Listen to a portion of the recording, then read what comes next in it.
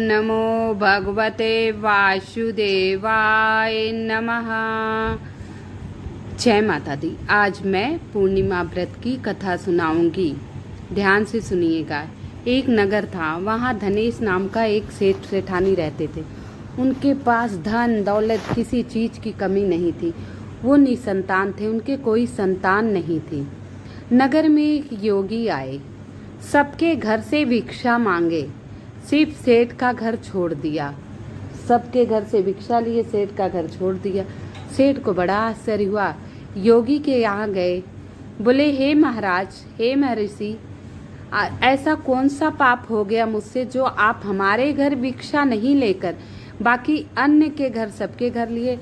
बोले तू पापी है, तू पापी है, तेरे यहाँ संतान नहीं है, तेरा अन्न पतित है, पतितों का धन मैं नहीं खाता हूँ, मुझे ऐसे अन्न की जरूरत नहीं है। सेठ रोने लगे, बोले मैं इस जन्म में तो मेरे ध्यान नहीं कि कोई पाप किया हो, पिछले जन्म का तो मुझे भान नहीं है प्रभु।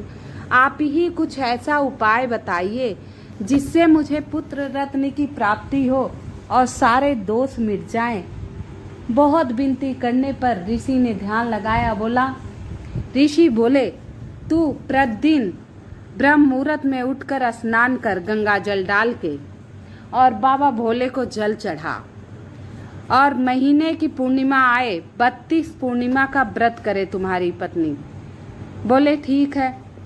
और आप चंडी का पूजा कीजिए, चंडी का पाठ कीजिए। सेठ को जिस तरह बताया था, सेठ वन में चला गया चंडी की आराधना करने। जब 40 दिन 41 दिन बीते, चंडी की आराधना की, माता खुश हुई। माता ने स्वप्न में सेठ को दर्शन दिया, कहा हे राजन, इस पेड़ का आम ले जाकर अपनी पत्नी को, तुम्हारी पत्नी स्नान ध्यान कर ले, और जब रज ज्वाला यानी मासिक धर्म से निवृत्त हो तो 7वें दिन या 11वें दिन इस फल को खाए। जब सेठ की आँख खुली तो देखा जहाँ तपस्या कर रहा था, चंडी पूजन कर रहा था, वहीं बगल में आम का पेड़ था। उसने आम लिया और घर गया, अपनी पत्नी से सारी बात कही। उसकी पत्नी को मासिक धर्म आया, उससे निवित स्नान ध्यान करके बाल धुल के फिर 11वें दिन उस व्रत मतलब फल का भोग लिया। और फिर ऋषि ने बताया कि 32 मतलब पूर्णिमा का भी करना है। उस फल को खाने से गर्भवती हो गई, लेकिन योगी ने बताया था तुम्हारे पुत्र की आयु सिर्फ 16 साल है। अच्छा, उन्हें पुत्र रत्न प्राप्त हुआ, लेकिन सबको यह चिंता थी कि यह कब तक जीवित रहेगा। जैसे ही पुत्र हुआ, माँ ने उसकी पूर्णिमा का व्रत करना शुरू कर दिए। कहते हैं पूर्णिमा का व्रत करने से स्त्रियां विधवा नहीं होती हैं, उनका सुहाग सदा बना रहता है। इसलिए एक बार जीवन में 32 पूर्णमासी का व्रत अवश्य करना चाहिए। एक बार यशोदा माँ ने भगवान श्री कृष्ण से पूछा, बोला हे पुत्र, कुछ ऐसी कथा बताइए कि जिससे किसी स्त्री को विधवापन नहीं आए, वैधव का मतलब विधवापन का सामना नहीं करना पाए। भगवान श्री कृष्ण ने यही पूर्णिमा की व्रत कथा कही। कहा हे माते, जो स्त्रियां इस पूर्णिमा 32 पूर्णिमा का व्रत करेंगी, कथा सुनेंगी और प्रसाद वितरण करेंगी, उन्हें कभी भी निसंतान और विधवापन नहीं आएगा। बोली अच्छा। तो ये सब कहानी सुन के सेठानी ने व्रत शुरू कर दिया। बेटा 16 साल का हुआ तो वो बोली अपने मामा के साथ, बेटा आप काशी पढ़ने चले जाओ। घोड़ा दिया और सर सामान दिया सेठ ने। बोले भाई माता रानी का नाम जपते हुए, जहाँ शिवलिंग मिले जल चढ़ाते हुए, जय माँ लक्ष्मी करते हुए जाइए। पूर्णिमा का व्रत आए उस दिन विशेष जहाँ भी रुकना वहाँ पूजा हवन पाठ करवाना। अपने साले से कहा और पुत्र को घोड़े पे बिठाकर भेज दिया। एक नगर के धर्मशाला में रुका। वहाँ धर्मशाला में कुछ बाराती रुके थे। तो वहाँ जो दूल्हा था, उस दूल्हे की कुछ मानसिक स्थिति गड़बड़ हो गई, वो वहाँ चला गया। अब दूल्हे के बाप ने सोचा, इस लड़के की शक्ल तो मेरे पुत्र से मिलती है, क्यों ना इसका विवाह कर दिया जाए और बाद में विदाई बहू की मैं करा लूँगा। अच्छा, उसके मामा ने उसकी बात मान गई, पुत्र का विवाह, भांजे का विवाह करने के लिए राजी हो गया। विवाह हो गया। अब बैठा था, अब पत्नी बोली आप भोजन क्यों नहीं कर रहे हैं? बोले ऐसी ऐसी बात हुई है मेरे मामा और उस लड़के के पिता के बीच में। विवाह तो मेरा तेरे साथ हुआ है, लेकिन तू उसके घर जाएगी। वो बोली नहीं, 7 फेरे मैं आपके साथ ली हूँ, आप ही मेरे पति हैं। बोले लेकिन मेरी तो आयु बहुत कम है, तुझे बहुत दुख झेलना पड़ेगा, रहन दे, तू उसके साथ ही चली जाना। बोली नहीं। बोली कोई बात ना, जो मेरे नसीब में लिखा होगा मुझे वही मिलेगा। तो ये कहकर दोनों ने साथ भोजन किया और अब पत्नी ने अपने पति को पहचान लिया। और सुबह जब गया पति तो बोला मेरे जीवन रहा तो मैं अवश्य आऊँगा। पत्नी बोली ठीक है। जैसे ही उसके पिता ने विदाई करने के लिए सब सामग्री इकट्ठा की, विदाई का समय आया, लड़की बोली पिताजी ये मेरा पति नहीं है, मेरा तो विवाह किसी और से हुआ है। मैं वो काशी पढ़ने गया है, जब वो आएगा तभी मैं उसके साथ जाऊंगी, मैं दूसरे के साथ नहीं जाऊंगी। पिता ने उसकी बात मान ली और हकीकत पता चला तो उसने लड़के के बाप को बहुत डांट फटकार लगाई, बारातियों का अपमान किया, सब अपने अपने घर गए। अब बेटा काशी पढ़ने गया था।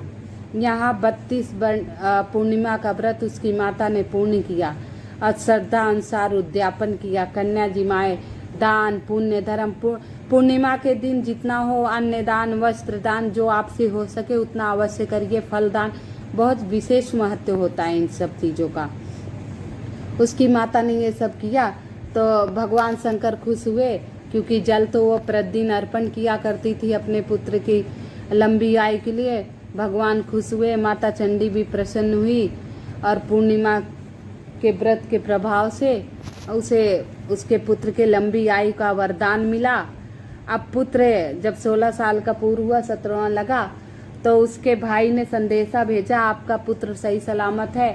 तो माता बहुत खुश हुई, बोली अब मैं पूर्णिमा का व्रत करूंगी, हर पूर्णिमा को सत्यनारायण प्रभु की कथा सुनूंगी, जितना होगा प्रसाद वितरण करूंगी, भंडारे करूंगी। उसकी माँ ने व्रत शुरू किया और पुत्र काशी से पढ़कर लौटा तो वहाँ गया जहाँ उसकी पत्नी थी। अब ससुर ने उसे पहचाना और खूब आदर सत्कार किया, आवा भगत किया और अपनी पुत्री की विदाई बहुत सारा धन देकर विदा किया। जब पुत्री अपने ससुराल आई तो सारी बात उसकी सास ने बताया। बोला पुत्री मैं सदा पूर्णिमा का व्रत करती हूँ, इससे सौभाग्य और संतान सुख मिलता है। उसकी बहू ने भी ये व्रत शुरू किया। 9वें महीने उसे सुंदर सा लड़का हुआ। अब खूब भंडारे किए गए, खूब पुण्य प्रताप किया गया। कहते हैं अगर पूर्णिमा का व्रत नहीं कर पाओ तो उस दिन पूर्णिमा को दूध डालकर और मीठा डालकर अर्घ जरूर दें। ये कथा जरूर सुने पूर्णिमा की और 4 लोगों की ये कथा और सुनाएं। और सारा दिन ओम नमो भगवते लक्ष्मी नारायणाय नमः का जाप करें या ओम गौरीपति नमः इसका जाप करें। इस दिन पूर्णिमा के दिन विशेष लक्ष्मी नारायण और गौरीपति की पूजा होती है। पूर्णिमा के दिन पीपल में जल अवश्य डालें, पीपल की 11 परिक्रमा अवश्य करें। पूर्णिमा के दिन चंद्र को अर्घ अवश्य दें। घर भर में पानी वितरण करें, मतलब बाहरी जो आए उन्हें पानी पिलाएं। जेठ की पूर्णिमा का अवश्य महत्व है। और 1 चुटकी हल्दी गंगा जल डालकर ब्रह्म मुहूर्त में ही पूर्णिमा के दिन नहाना चाहिए। पूर्णिमा के दिन आप समय से उठ जाइए और ब्रह्म मुहूर्त में स्नान कीजिए। ब्रह्म मुहूर्त में स्नान करने से सहस्त्र गुना फल मिलता है। पूर्णिमा के दिन पीपल के नीचे या आंवले के नीचे या नीम के नीचे विष्णु सहस्त्र नाम का पाठ करने का विशेष महत्व है। विष्णु सहस्त्र नाम का पाठ नहीं कर पाइए तो आप 11, 21 नाम तो आप जप ही सकते हैं।